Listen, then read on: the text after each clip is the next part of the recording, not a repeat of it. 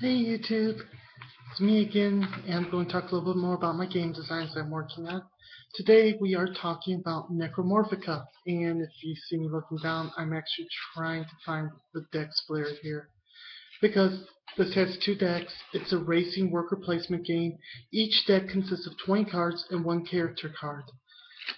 Now, that sounds weird, racing worker placement, and I can make it even stranger by saying it's a strategy game as well, to a degree, but it's somewhat of a light game, and each player will have one of these characters. Show you here that this is Imhotep, and the character will have basic stats, a special, and a faction ability. Imhotep being the leader of Necromorphica, the country. He has a demolition token that allows once per game to destroy one tile, which can be extremely useful when it comes to later game, as well as a special where you can sacrifice a worker to add one to the stat till the end of turn.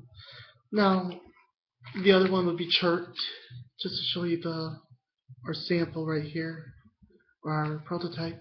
Chert's the leader of the Toaster Rebellion. The Toaster Rebellion has a reroll ability that allows them to, not reroll, redraw ability that allows them to, once per game, redraw their whole hand.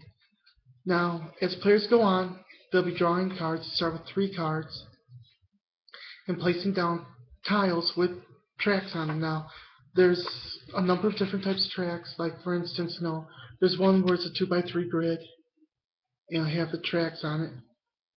Now, this is a 2-row track, which will give you 2 points if they're placed.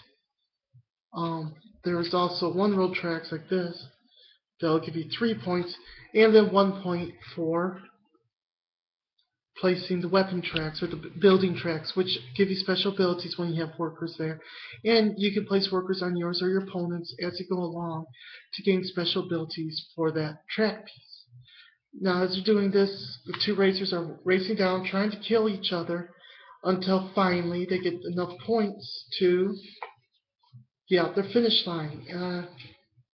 I can't find my finish line right now, so plus the prototypes will look nothing like it does. When you get the finish line, you only can place it out if you have so many points saved up. So, like, for instance, Chert needs 15 points, and Imhotep needs 20 because Imhotep actually has a lot more powerful abilities and can go faster in the game. So, as this is going on and as you are playing, you're able to take 1 of 3 actions per turn.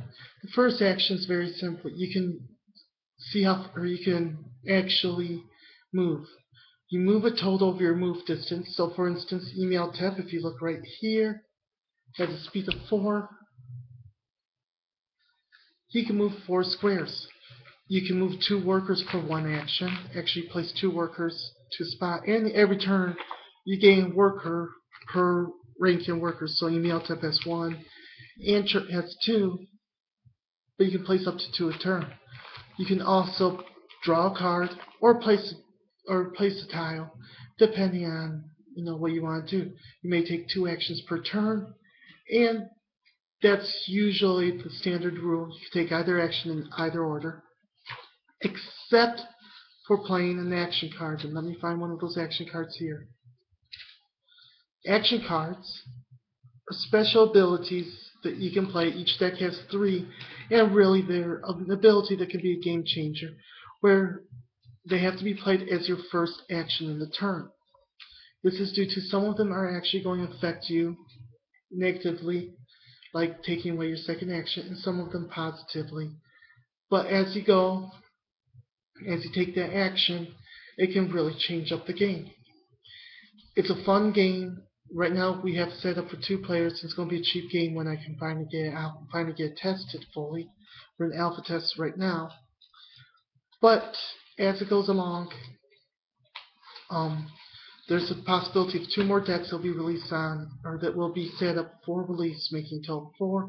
And those will be the Ziat Brant, which is like a dinosaur alien race, and the Great Glub, which is, well, zombie fishmen, or the leader of the zombie fishmen. The whole idea is a very serious post-apocalyptic game with a furry cover over it, where it's like, oh yay, this really doom and gloom kind of world, but it's mummy cats versus robot squirrels versus zombie fish versus alien dinosaurs. I mean, so it does have a disguise of goofiness and doesn't take itself too seriously. Well, I hope you enjoyed this game, or hope you enjoyed this explanation of it, and hopefully it will be out, at least for beta, really soon.